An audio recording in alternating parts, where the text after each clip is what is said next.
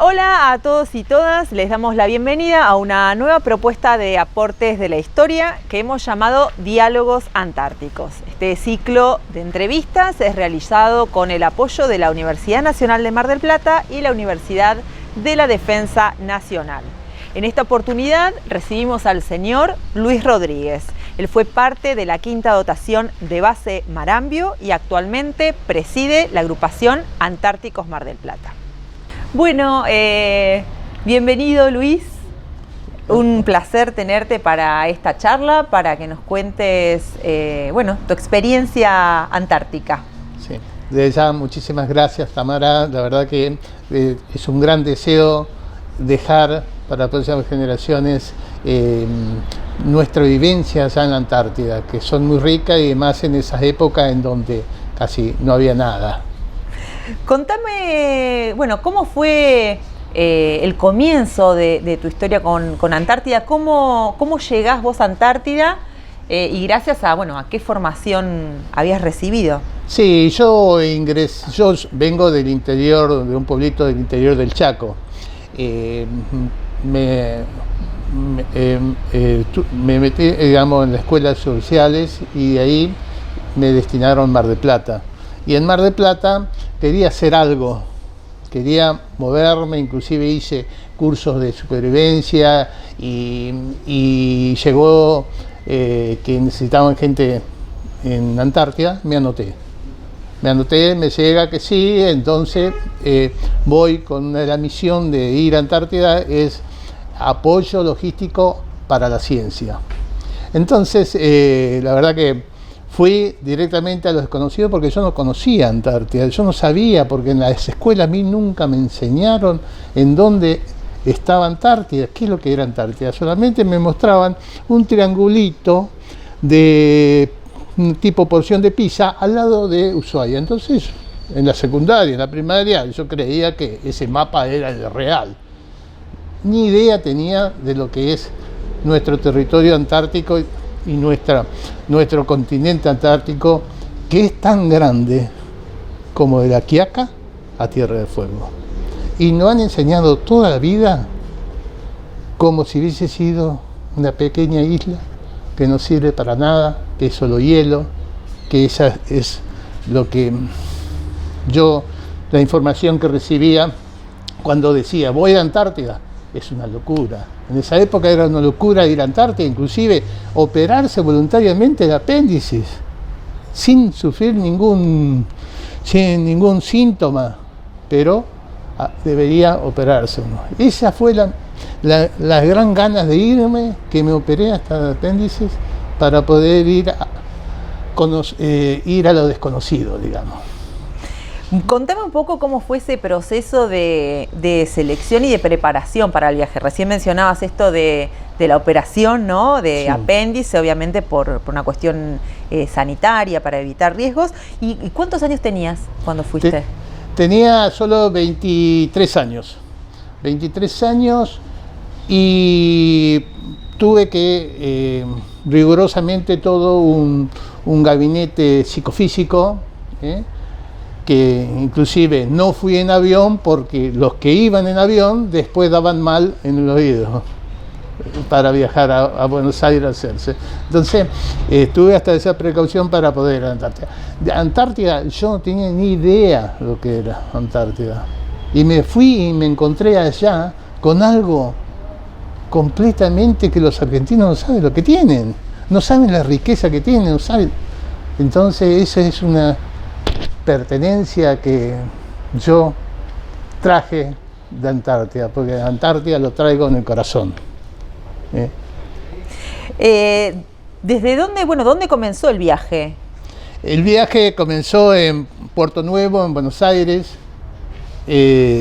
solo, sin nadie que me salude, yendo a lo desconocido, con una gran ganas de aventura, una gran gana de aventura, y eso es lo que me llevó a poder estar un año y 15 días, un año y un mes por ahí que estuve en Antártida, a a poder pasar lo mejor posible. Inclusive comunicaciones solamente tuve 1 o 2 comunicaciones hacia mi familia, nada más. Pero dejé bien armadito antes de irme con una persona albacea que me solucionaba todos los problemas y principalmente me mandaba los rollos, porque yo quería documentar todo. Inclusive tengo 930 fotos con una maquinita Petri chiquitita que la verdad que me dio un resultado extraordinario, porque después de 49 años, como están ahora esas fotos, están completamente intactas, es una nitidez hermosa, la verdad que es digno de admiración las fotos después de 50 años, como están en este momento, porque durante 40 años todas esas diapositivas y todas las fotos mías, toda Antártida en sí, estaban guardados en un baúl. ¿Por qué? Porque a nadie le interesaba, ni a mis hijos, ni a mi familia, a nadie le interesaba Antártida. Y yo quería el deseo ese grande de contar. Bueno, está bien, a Marco Polo también le pasó lo mismo. Claro. Contanos un poco qué recuerdos tenés del viaje. Del viaje fue algo muy hermoso porque de ya todo era nuevo para mí. Todo nuevo y día a día era descubrir algo nuevo. Viajamos 23 días, nosotros éramos 23 personas que íbamos a viajar a Antártida y entre las 23, 3 tenían que ir con el combustible, con la carga en el barco rompehielos General San Martín, en el Sapo que le llamaban. Entonces nadie levantaba la mano, y el primero que levantaba la mano fui yo. ¿Por qué? Porque quería la aventura en barco. Ni ideas se me pasó de la cabeza que estaba el Temible Drive, porque no sé si el Temible, el Mar de Océs, algo así que se llama. Sí. Que se juntan los 2 océanos fue algo terrible. Inclusive todo el mundo, cuando cruzábamos el canal, el estrecho de Dry, todos estaban descompuestos. Y yo me voy queriéndome en las inclinaciones, iban y los venes que iban, quería mirar afuera. De ya no veía nada porque era todo bruma, todo lluvia, todo. La verdad que fue algo extraordinario hasta ver los primeros témpanos con pingüinos, que casi me gasto todos los rollos en eso. Contanos cómo fue, ¿vos ya sabías que ibas destinado a base Marambio o eso fue algo que... Sí, tenía destino base Marambio y así cuando llegamos en helicóptero, nos subieron los 200 metros sobre el nivel del mar que está Marambio y empezamos a bajar la carga. Era en pleno verano, así que no había noche y nos pusimos a trabajar al momento porque el barco se tenía que ir. Claro. ¿Y cómo fue ese proceso de instalación y de empezar a habituarte a esas nuevas funciones que tenías en Antártida? Uno llega y directamente trabajo hay muchísimo y trabajo duro. Por eso que nosotros al trabajo duro lo llamamos machuque. Y de esos machuques era de descarga de camión, de descarga de tambores en la nieve derretida o en el barro. Es trabajo pesado que teníamos que hacerlo en el menor tiempo posible. Y después sí, recorrí las distintas bases, fui a muchas bases y muy lindo esto. ¿Cómo era ese ambiente de trabajo, ¿no? Porque obviamente es un proceso en el que tenés que empezar a convivir con gente con la que nunca estuviste. ¿Cómo fue esa nueva vida? Todos los días son distintos. Todos los días porque una cosa es en verano, otra cosa en invierno, pero en el verano se pasa uno trabajando todo el tiempo y lo único que hace es el descanso, de duerme y después sigue trabajando porque hay que aprovechar el día, hay que aprovechar el apuro que hay. Después en el invierno ya es un poco más acomodado y ahí es donde vienen las relaciones humanas. Por porque mucha gente extraña, hay que pasar el invierno, hay acontecimientos bastante feos, como que se nos prendió fuego la usina, nos quedamos sin calefacción y la rutina de trabajo era hacer todo lo posible en los momentos que se pueda hacer afuera. Cuando viene un temporal de una semana adentro. Nosotros no teníamos galpones, teníamos solamente 3 casas habitación. 2 casas habitación. Y entonces en esas casas estábamos que se nos congelaba las gaseosas, se nos congelaba bajo la cama. Se nos congelaba las cosas bajo la cama. Entonces sufrimos las inclemencias del tiempo, el frío y también el trabajo duro que nos tocó realizar a nosotros en esa época, en el año 73, que somos la 5ª dotación de Marambio, de la Fundación de Marambio. Bien. Yo conozco una anécdota que me gustaría que nos cuentes respecto a, bueno, qué estrategias se generaban adentro de la base para mantener justamente el buen clima, ¿no?, de convivencia, sí, contemplando, bueno, claro, esto que mencionabas sí, recién, ¿no?, de que a veces uno no está bien. Sí, lo que pasa es que teníamos compañeros que eran casados, entonces un aniversario de su hijo, o se comunicó con la señora y justo se está resfriado el nene, y ya ahí eso fue el motivo para que él todo el día o 2 días esté bajoneado. Entonces, al observar eso, un día el jefe de base, Martín Álvarez, dice: vamos a fabricar el cocoroco. El cocoroco es una tablita en donde tenía 0 al 5 y el 0 al 5 para abajo. Entonces, como un termómetro. Entonces, rojo para abajo y azul para arriba, verde para arriba. Entonces, él decía, las personas que hay días que no quieren ni nada de conversar, no quiere conversar, está bajoneado, está de otro, quiere estar solo, no quiere que le moleste nadie. Entonces, ahí en donde nosotros nos levantábamos y teníamos, qué sé yo, estábamos tristes, ¿no?, poníamos en rojo y ningún personal, nadie nos preguntaba qué te pasa. Porque el que te pasa es ahí, no querer levantar el ánimo de otra persona, era contraproducente y podía entrar en conflicto, esto, lo otro. Hay que dejarlo, y de esa forma nosotros nos hemos mantenido, pero completamente muy unidos y con una organización hermosa. Inclusive a un señor que era alpinista, digamos, de Mendoza, que ha escalado, él el día de su aniversario de casado, él agarró la mochila y se fue a la Pingüinera, se fue solo. Pero como él sabe y ha escalado, entonces ha ido. Y fue una de las grandes cosas que tuvimos también nosotros, tener un compañero que sabía mucho sobre montaña. Entonces eso nos llevó a salir mucho, a reconocer mucho, a poder. Un acontecimiento muy importante para mí fue cuando encontré un hueso de pingüino que no sabía que era. Para ser pingüino era muy grande, para ser de foca era muy chico, y no sabía de qué esqueleto es, qué animal era. Lo encontré en una cueva que tuvimos que romper. Tengo testimonios, fotos de todo eso, acontecimiento cuando empecé a romper, después cuando entramos adentro, saqué fotos de adentro para afuera.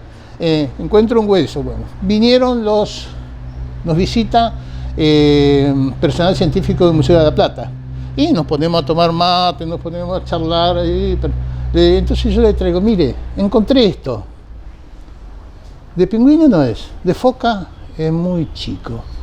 Entonces me dice, mira, una de esas es de un pingüino. ¿Cuánto medís vos? 1,70 m. Bueno, un pingüino de 1,70 m, que ya está armado en Australia.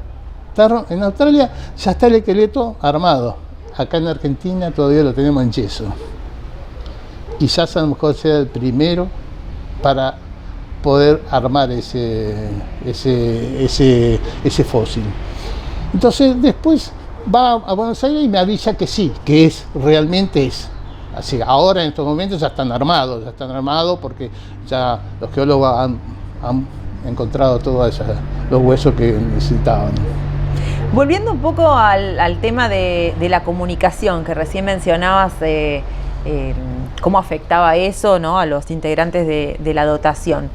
¿Cómo se mantenían esos lazos familiares? En tu caso específico, bueno, que ¿a través de qué medios? Sí. ¿Y con qué frecuencia? En mi caso es un caso especial porque soltero, sin ningún problema, no tenía ningún inconveniente, el único mi mamá, nada más, que vivía allá en el Chaco. Nosotros venimos de una familia muy humilde, entonces yo le giraba una cierta cantidad de dinero todos los meses a ellos, ¿viste? En el cual tengo todo el archivo, hasta el último papelito y boleta que se compraron los rollos lo tengo todos.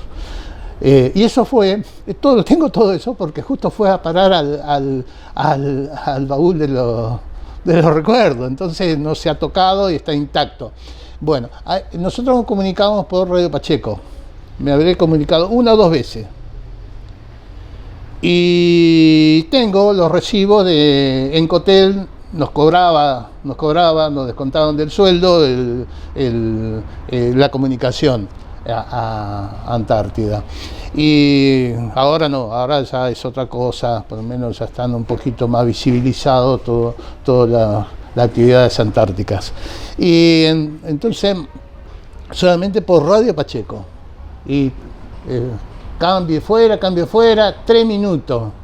3 minutos hablé, que ahí figura en el recibo, y no sé cuánto salió en esa época, y está anotado ahí. Y nada más, me comuniqué 2 veces. Habían chicos con su novia, con su señora, sufrían muchísimo. Y esa fue una de las cosas que muchos antárticos en la actualidad, que choqué con ese tipo de que mucha gente iban allá y les fue muy mal. Entonces nombrar la Antártida para ellos es algo malo. Sin embargo, nosotros lo trajimos en el corazón, porque yo precisamente, apenas conocía Antártida, pero cuando volví, me lo traje acá. Contanos un poco los lugares que pudiste visitar. Recién mencionabas que si bien estabas destinado a Marambio, tuviste la posibilidad de conocer otras bases, no solo Argentina, sino de otros países. He conocido, la verdad que tuve la oportunidad de conocer muchos lugares. Estuve en el refugio Otto Nordenham, en el cual solamente saqué fotos de la parte de afuera, porque adentro era todo un pie de hielo. Estábamos en verano, eso está al pie del Cerro Nevado, pero adentro era todo un bloque de hielo. Solamente un poquito de las paredes estaban derretidas, pero ahí uno se da cuenta esa gente cómo ha invernado, en donde los tablones son a pique, pero hasta con la cáscara del árbol. Entonces estaba tapado con cuero de foca. Con cuero de foca estaba tapado esas fisuras, esas otras. La verdad que hay que vivirla esos años como la pasó Otto Nordenham. Y contanos, bueno, ¿qué otros lugares además tengo testimonio? En esa época, no sé si ahora, pero en esa época cada vez que íbamos a cada lugar nos entregaban un testimonio, un diploma. Entonces, pisó latitud tanto, tengo de Base Esperanza, que tengo muy lindos recuerdos de Base Esperanza, porque constantemente llevábamos el correo, entonces llevábamos las cartas, tirábamos las cartas por paracaídas a la base Almirante Brown, que también la conozco, Almirante Brown, porque en barco fui y después ya pedí bajar justamente a Brown, porque después no iba a poder más recorrerla adentro, porque era todo por aire. Entonces en un glaciar le tirábamos a paracaídas las correspondencias y a veces caía al mar. Y a veces ellos con los botes iban a buscarlo.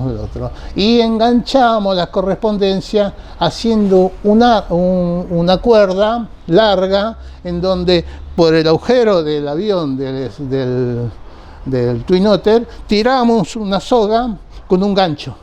Entonces el piloto hacía un vuelo rasante por el glaciar y tenía que enganchar el cable, la soga.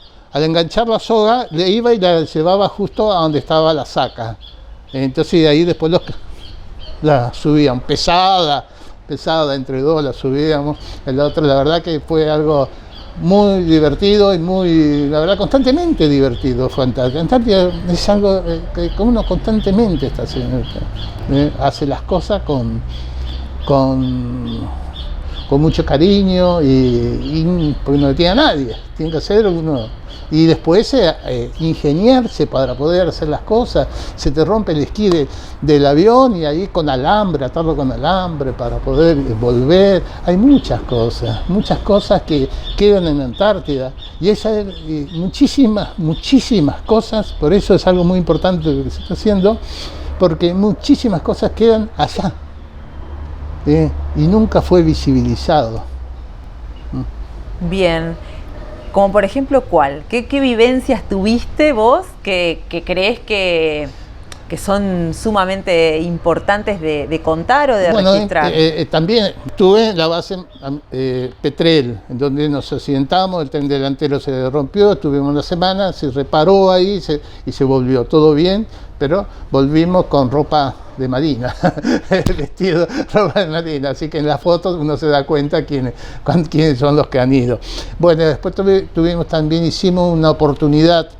En esos momentos no había una relación de amistad o algo estamos hablando en el 74, con Chile.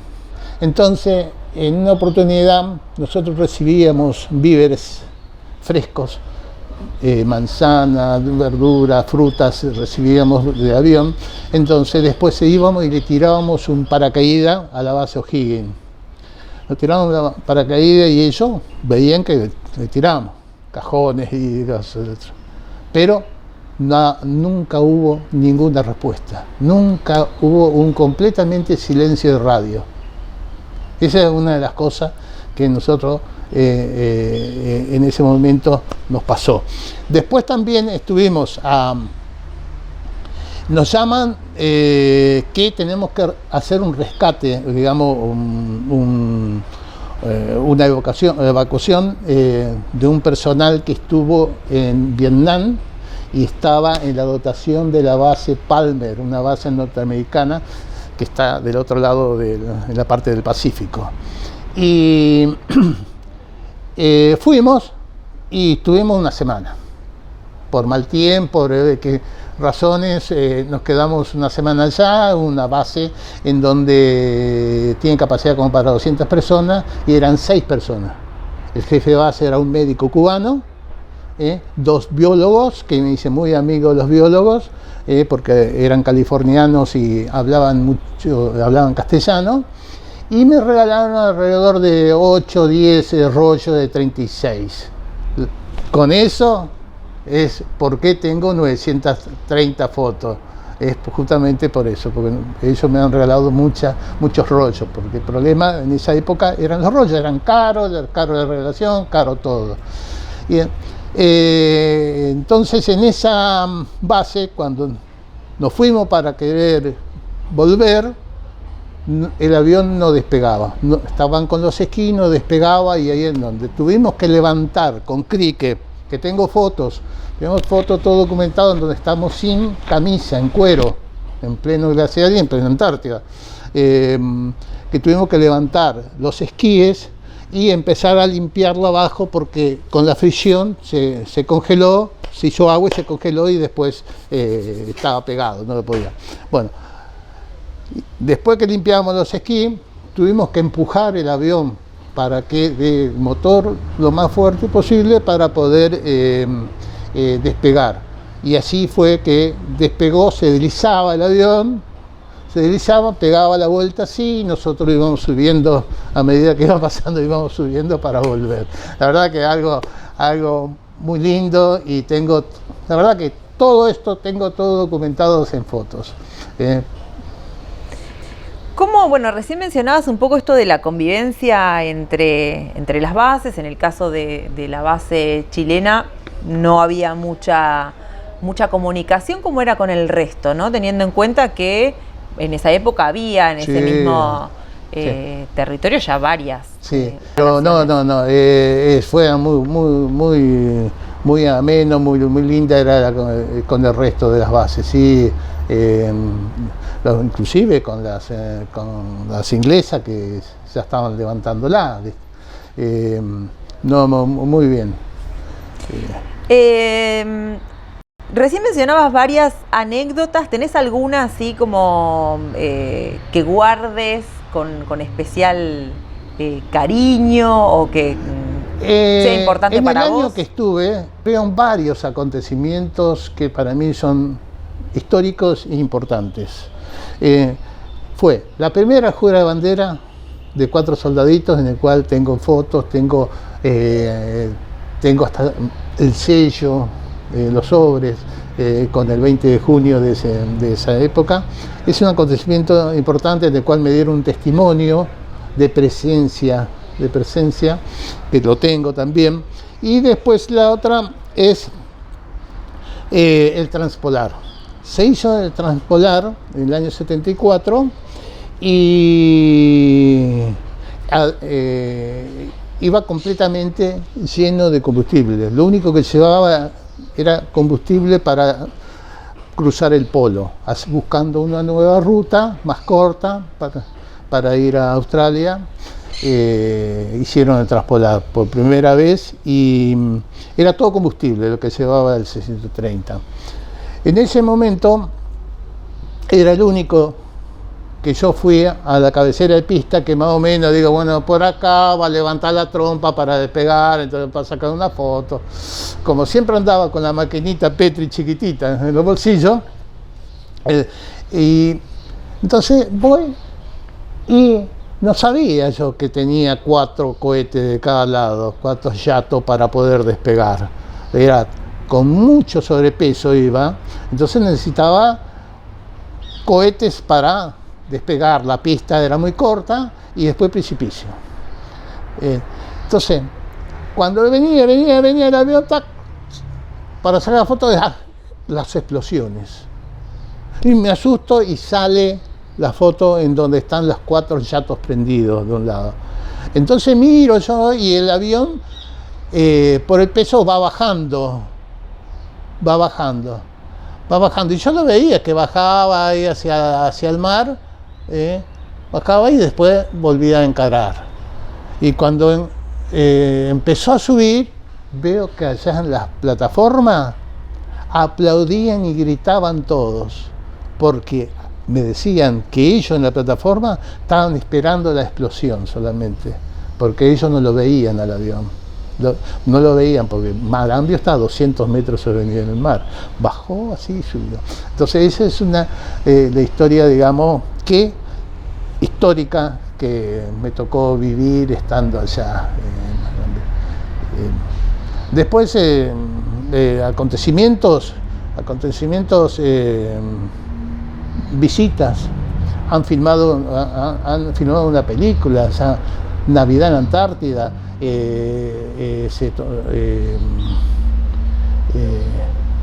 Donde fueron los Bancaguá. Entonces yo estuve, los periodistas los camarógrafos fueron un tiempo antes, entonces para hacer filmaciones entonces ¿quién iba? Iba yo. Siempre andaba yo con ellos, entonces tenían que hacer tomas y estaba yo. Pero nunca la vi a toda esa película, nunca la vi.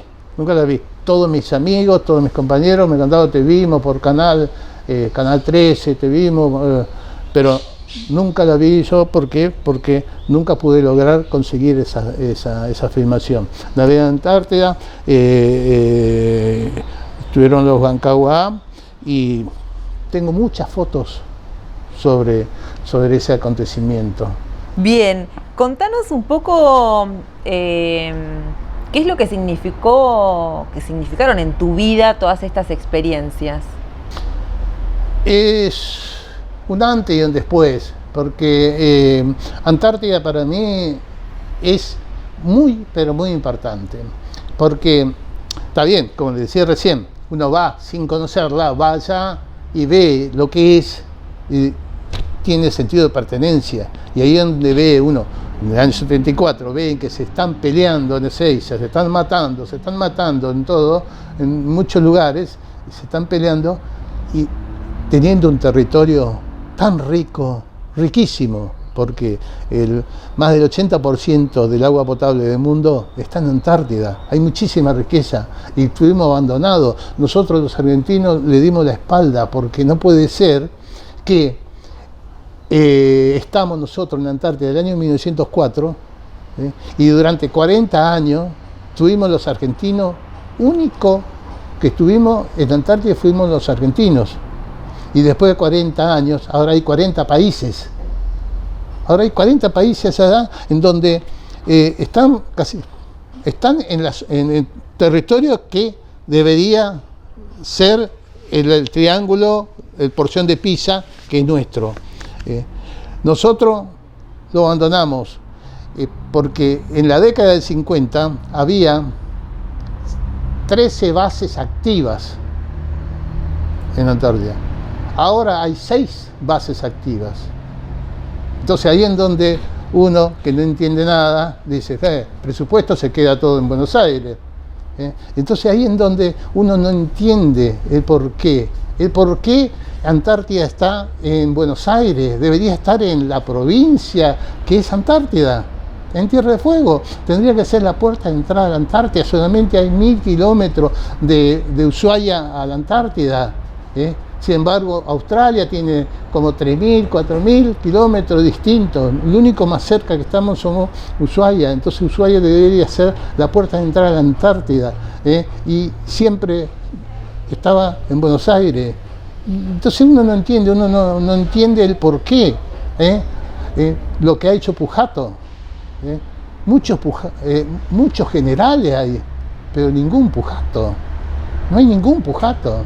Entonces ahí es donde eso lleva a que el esconder, el no tener conocimiento a la gente, depende de las autoridades. Las autoridades no informan, tampoco saben ni tampoco les interesa. Entonces esa es una de las cosas que a mí siempre lo sentí mal, de hacer conocer Antártida, y quería hacer conocer y no tenía los medios como para poder hacer conocer Antártida, porque tenemos que conocerla para poder defenderla. Va a llegar un momento, creo yo que en el 2035 por ahí, en donde se van a repartir parte de la Antártida, y si el pueblo argentino no sabe lo que es Antártida, no va a poder defenderlo, y lo van a defender gente, digamos, que tampoco saben, porque yo he ido dado algunas charlas antárticas, y gente que ha pasado por la facultad te preguntan, ¿hay oso polar en Antártida? Hay otro, también preguntan, ¿cómo? ¿El rompehielo tira agua caliente para romper los hielos? Son todas cosas que para un antártico se enloquece, se pone loco, porque ¿cómo puede ser que personalidades no conozcan y hagan preguntas, digamos que completamente con un desconocimiento total? Ya me puse medio. Está bien, porque bueno, un poco esto que estás contando tiene que ver con lo que te voy a preguntar ahora, y es, bueno, ¿cómo viviste ese retorno, ¿no? Después de esta experiencia de haber sido testigo de un evento como, por ejemplo, relatabas recién lo del vuelo transpolar, que bueno, salió en todos los diarios del mundo. Claro, sí. ¿Cómo viviste vos ese retorno, esa vuelta a tu vida? Lo que pasa es que Antártida uno lo tierniza, pasa por un tiernizador, mira, en donde se emociona y después cuando vuelve al continente está completamente tierno. Entonces todo le duele. Y ahí es donde uno quiere contar y no te dan ni 5 artículos porque no le interesa. ¿Qué te fuiste a pedar pingüino? Te dicen, ¿qué hay allá? Hielo, no sirve para nada. Hielo y pingüino, ¿qué? ¿Viste? Entonces no podés, si Las autoridades mismas no enseñan en las escuelas, no dan el conocimiento antártico, todos vamos a estar completamente no lo vamos a poder defender a Antártida, porque no lo desconocemos, no sabemos lo que hay, no sabemos nada, hay completamente un desconocimiento. Y por eso es que cuando volví, yo quise dar a conocer lo que viví, pero recibí un rechazo. Entonces las guardé a toda mi historia antártica en el baúl, ese lo recuerdo, después de 40 años lo saqué. Y ahora, después de 40 años, hace aproximadamente unos 7, 8 años, 9, las saqué a las diapositivas, las digitalicé, y ahí en donde me di cuenta lo valioso que son esas fotos. Entonces, de ahí traté de conformar una ONG, una agrupación Antártico Mar del Plata. Viajé a Mendoza, viajé a Buenos Aires, me interioricé, estuve averiguando, estuve visitando uno a uno en las casas para poder, a los antárticos de Mar del Plata, para poder que me puedan acompañar, para juntar, no sé si eran 12 personas, así, para hacer la asociación, la ONG. Tampoco mucho interés no tenía, lo hice aún porque eran amigos míos, nada más. Y conformé la agrupación Antártico Mar del Plata, y ahí en donde, con ayuda de muchas ONG de Mar del Plata, con Mar del Plata Forum, Cabildo, y ahí hasta Rotary Club, un montón, me asociaba para poder llevar el mensaje antártico a la gente, llevar a hacer conocer Antártida por intermedio de ONG, porque por eso es que estamos trabajando y nos cuesta mucho, pero estamos cumpliendo la misión, porque la misión nuestra es hacer conocer Antártida al ciudadano común, para que lo pueda defender, a los chicos. En el Cabildo han pasado más de 20.000 chicos, y en donde más se paran es en el espacio antártico, en donde encuentran toda la historia antártica, y eso lo hicimos nosotros. Entonces, esa es una de las cosas, digamos, que está pendiente. Necesitamos ir más hacia las escuelas, que los maestros reciban charlas de Antártico, para que ellas se conviertan y tengan conocimiento antártico, para que lo trate con los alumnos. Me quedé pensando un poco en esto que relatabas de, bueno, tu visita, por ejemplo, al refugio, lo que es el refugio Suecia, ¿no? En Cerro Nevado. Vos no sabías nada de todo, de ese escenario. ¿Cómo te enteraste? ¿Cómo fue ese proceso de empezar a registrar que estabas en un lugar que era importante para la historia, ¿no? La historia de nuestro país y la historia del continente. Cuando llegué a Antártida, encontré esto no saben los argentinos que tienen. Y ahí en donde, con más ahínco, empecé a documentar.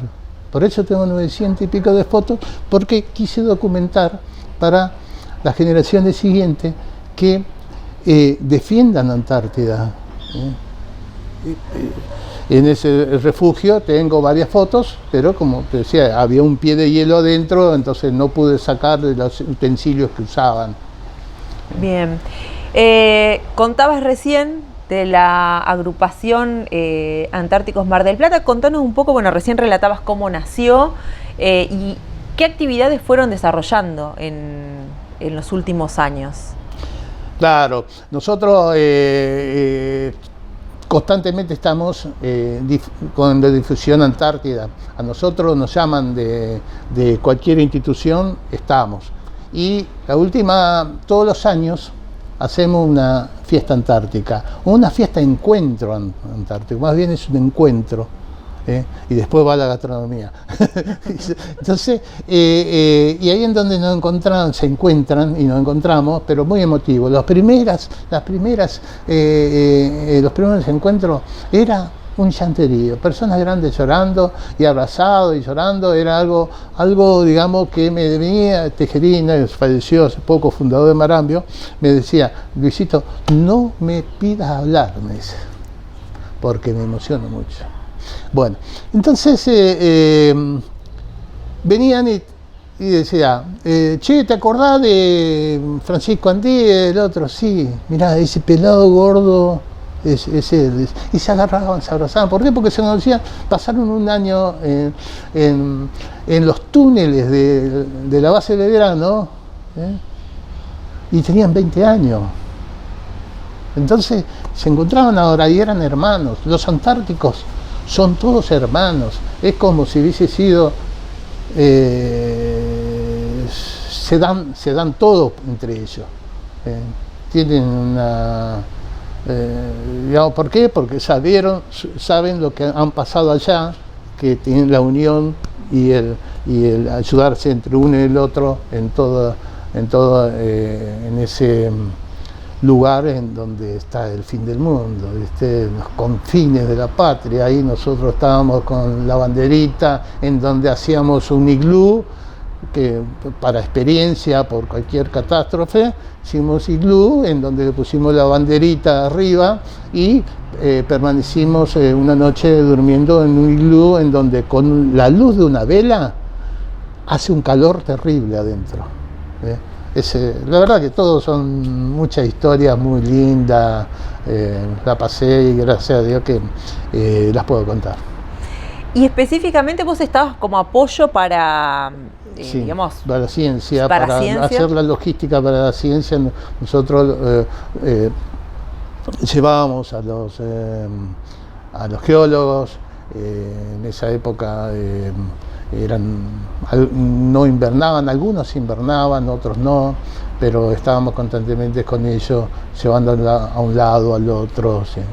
Claro, eso también era una oportunidad para, bueno, aprender con ellos, ¿no? Exactamente, sí. Nosotros he ido a la parte, digamos, de Marambio, porque Marambio, los glaciares, ahí, la mitad de la isla estaban aplastados por glaciares. La mitad de la isla, el glaciar, se retiró hace 30 millones de años, no sé cuántos años, ¿viste? Entonces, la isla que tenía 200 metros quedó casi al ras del mar, y ahí es donde quedaron todos los fósiles a la vista.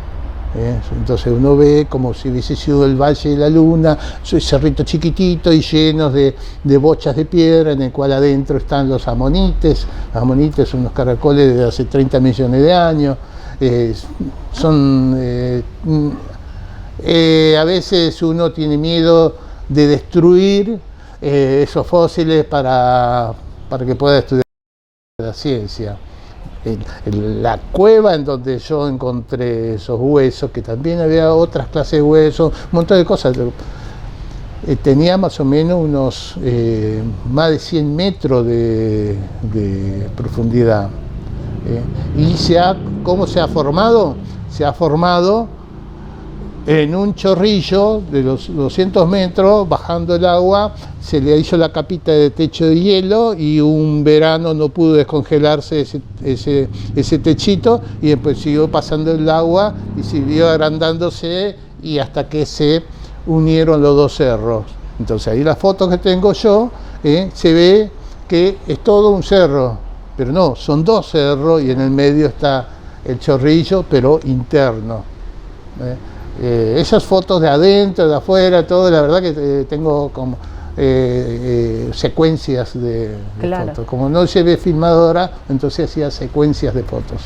La importancia, estaba pensando en esto que mencionabas recién de los glaciares, ¿no? La importancia que tienen esos registros hoy en día para el estudio justamente de, bueno, cómo se va modificando el paisaje, toda esta cuestión del calentamiento global, cómo impacta en eso que decías, es la reserva de agua del mundo. Me parece interesante. Sí. Y Marambio nosotros cuando estábamos tenía 200 metros sobre el nivel del mar y ahora no sé si tendrá 190. ¿Por qué? Porque nosotros eran 3 casitas y las casitas se las hizo que las colas de nieve queden en un chorrillo y no lleve sedimentación, porque no dejamos ningún objeto arriba de la meseta porque si no hacía una cola de nieve como esta casa. Y después venía el derretimiento y esa agua de esa nieve iba con sedimento y ahí en donde te partía la base en chorrillos. Eso éramos muy cuidadosos. Ahora al haber mucho más edificaciones arriba, no sé cómo se manejará. Nosotros hacíamos todo el agua, lo hacíamos con nieve, con cola de nieve. Por eso que no teníamos animales, teníamos limpia el agua, lo calentábamos y era una de las actividades que nos turnábamos era hacer Florida y limpieza. Florida era levantar la basura y hacer el desayuno de la mañana, ese que estaba de turno. Y teníamos los baños eran con inodoro de avión. Entonces hacíamos las necesidades en bolsitas, en bolsa la ataba. Entonces volvía a colocar otra bolsa nueva. Esa bolsa la hacía un nudo, lo levantaba la tapita, iba a parar a un medio tambor afuera, se congelaba. Lo que es orina, lo subíamos sobre 2 escaloncitos y ahí estaba el migitorio, porque el migitorio tenía que estar sobre la altura del tambor de 200 litros que estaba afuera, porque lo juntábamos con una maderita, juntábamos en el tambor y ese tambor se congelaba y después, digamos, en esa época se tiraba a un precipicio, después se tuvo que juntar todo, pero en una oportunidad estaba de turno, porque la plataforma y la casa estaba a mitad de pista y teníamos que ir hasta el precipicio. En el precipicio tiramos las cosas y miramos el temporal que viene. El temporal está, cuando veníamos temporal, ya está. Seguimos por el costado de la pista porque nos guiábamos por las piedras rojas, porque no tenía tampoco iluminación. En esa época hacíamos todo con mecheros de gasoil para hacer. Y seguimos, entonces me dice Benito, justamente este señor que es alpinista, era de Mendoza, espera que me ponga una soga y me voy adelante. Me voy caminando buscando las piedritas rojas. Las piedritas rojas, pues nos veíamos a 1 metro, ni a 1 metro no veíamos nada. Ese viento blanco que dice. Bueno, de pronto nos encontramos en la cabecera de la pista, del otro lado, en donde encontró todo el cuadrado, todo lleno de piedras rojas, que él significaba que estaba en la otra cabecera. Entonces me dice, bueno, volvemos, vamos a contar los pasos, para calcular cuando estamos a mitad de pista para doblar a la derecha y ahí seguro que chocamos contra la casa. Bueno, así fue, chocamos contra la casa y ahí llegamos. Pero estábamos completamente perdidos. Allá de uno de los grandes problemas es que uno se pierde. Es algo, bueno, ahora hubo algunos accidentes y en este momento en Marambio se manejan todo con corralito. Nosotros teníamos que ir con una soga de casa en casa. Después de cenar, prendiendo una soga y para poder nos lleve hasta la otra casa. Y también el que estaba de turno a la noche, a mí me tocó estar un día de turno en donde voy, porque cada hora o cada 2 horas tenía que ir a ver cómo estaban durmiendo los compañeros. Entonces entro en la casa, en el anexo, que es todo de madera, forrada con tela alquitranada, negra, entro y olor a quemado. El olor a quemado de plástico, y ahí en donde empecé las puertas, ahí viendo a ver en dónde porque los chicos estaban todos durmiendo. Y me encuentro con el meteorologista, se le había caído la almohada de goma pluma arriba de la vela de la estufa. Cuando saco la almohada, se prende fuego y ahí se despierta también el meteorologista. Entonces esa anécdota también, porque es mucho riesgo allá. Se prendió fuego ese barrio chino, digamos, que llamamos barrio chino, el anexo se prendió fuego porque en Antártida hay un gran problema. Las estufas, si hay temporal y mucho viento, se va todo. Y si está cerrada, se pone en rojo y se prende fuego. Entonces, hay que estar. Y los vientos son muy cambiantes. De pronto hay un temporal de muchos kilómetros por hora y de pronto una calma total. En esa calma total, ahí en donde nosotros lo encontramos a la estufa, escabe, grandota, la chimenea completamente en roja. ¿Por qué? ¿Cómo hacíamos nosotros para que mantenga el calor? A la chimenea le cortamos con una sierra y le íbamos poniendo la chapa, la achicábamos, la agrandábamos, la achicábamos, la agrandábamos. Si queda cerrada y hay calma, no hay viento, se prende fuego, y eso es lo que ocurrió, que se prendió fuego ese lugar justamente por eso. Bien, contame un poco, ¿tuviste la posibilidad de volver a Antártida? No, porque tampoco nunca lo pedí, no lo pedí, pero podría haber vuelto porque hay mucha consideración a la gente que tiene experiencia. Por eso es que los antárticos tienen muchas campañas y muchas veces han ido a la Antártida porque entre ellos se forman la patota que van a ir allá.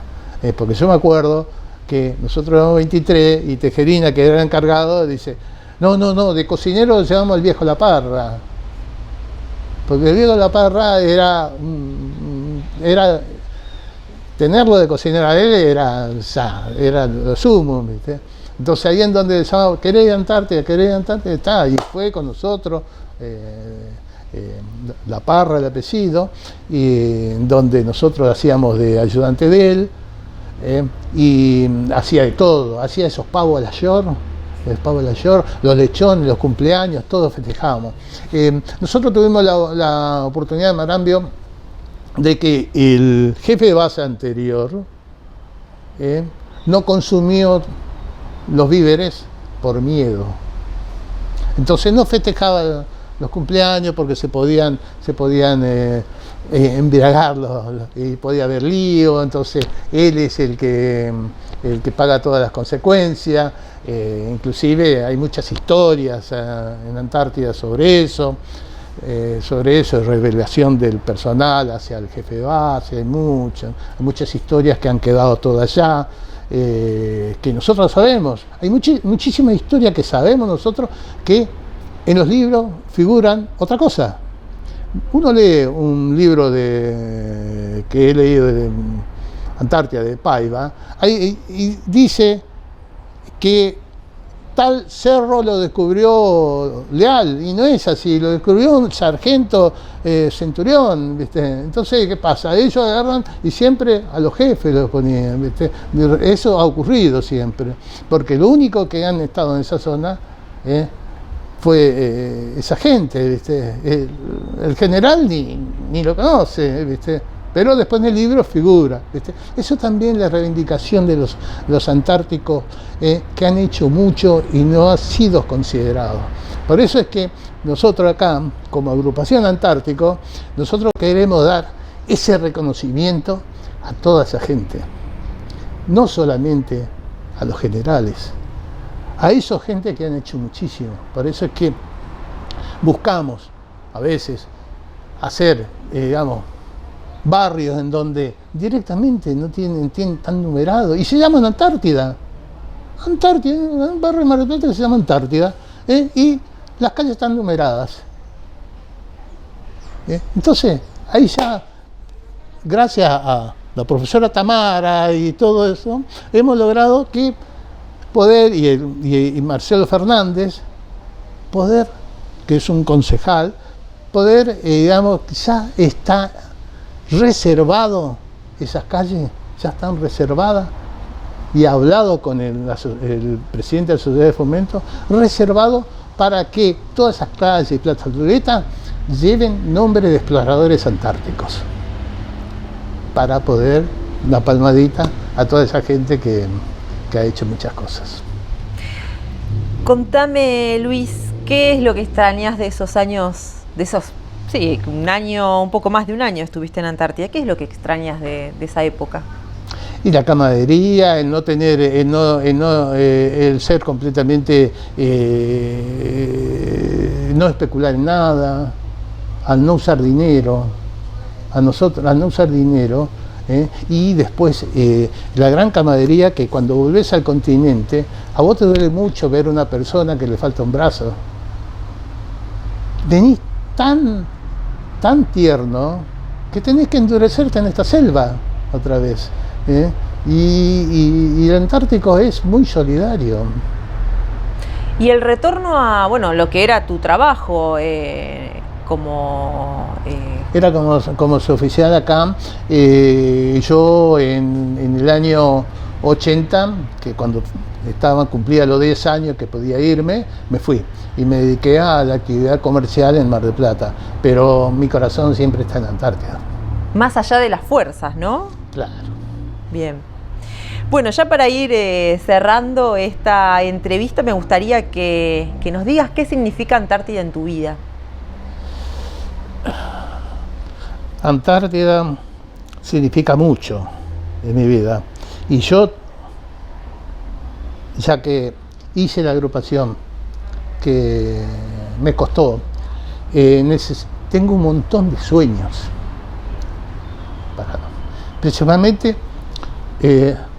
un museo en Mar del Plata, que ayudaría muchísimo al turismo de Mar del Plata, a la cultura de Mar del Plata, a la educación de Mar del Plata.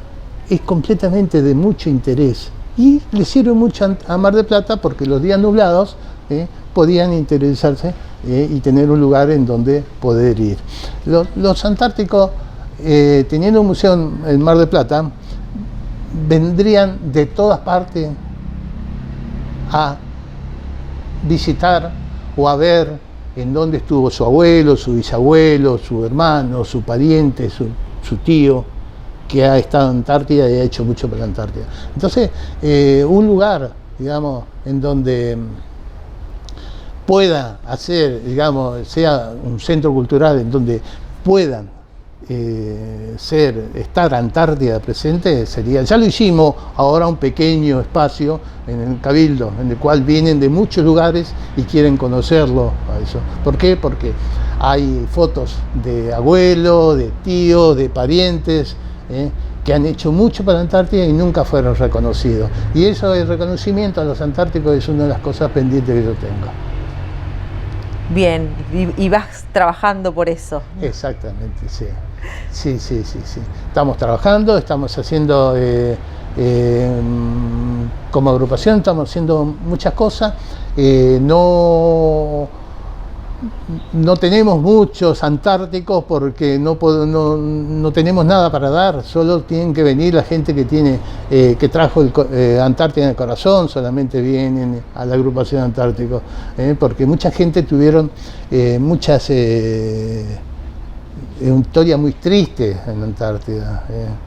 El otro día estaba ahí conversando por las redes con una hija de un sargento que, cuando el padre de él fue a Antártida, estaba en la barrera de hielo y se cae la barrera de hielo, en el cual él es el único que muere porque los otros 3 lo rescataron. Bueno, te agradecemos mucho, Luis, gracias por esta charla. Poder contar la historia de mi paso por la Antártida. Muchas gracias a vos. Gracias. Les agradecemos su compañía. Recuerden seguirnos en nuestras redes y suscribirse al canal de YouTube de Aportes de la Historia para enterarse de todas las novedades. Queremos dar las gracias a la Secretaría de Cultura de la Municipalidad del Partido de General Pueyrredón por permitirnos recibir a nuestros entrevistados en las instalaciones del Centro Cultural Villa Victoria Ocampo. Los y las esperamos en el próximo episodio de Diálogos Antárticos.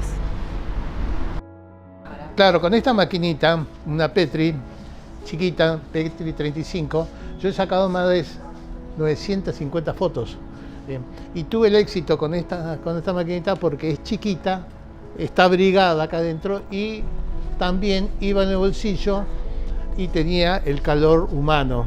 Entonces no se congelaba, distinto a otros compañeros que se le han congelado todas las películas porque lo llevaban, eran unas máquinas grandotas, unas máquinas grandes y se les congelaba porque hacía 30 grados bajo cero y tampoco era incómodo llevarla.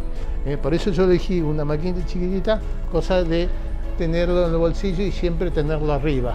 Exactamente, este es uno de los objetos preciados de mi paso por la Antártida porque con ella pude lograr documentar todos los lugares por donde anduve. Y hasta ahora funciona, en este momento funciona. Hace 2 años, 3 años, viajó a la base, lo llevó un compañero a la base Belgrano. La base Belgrano está a 1000 kilómetros del polo. Lo llevó para sacar fotos, un rollo. Llevó un rollo y sacó fotos de allá y funciona muy bien y trajo fotos halógenas de esta maquinita.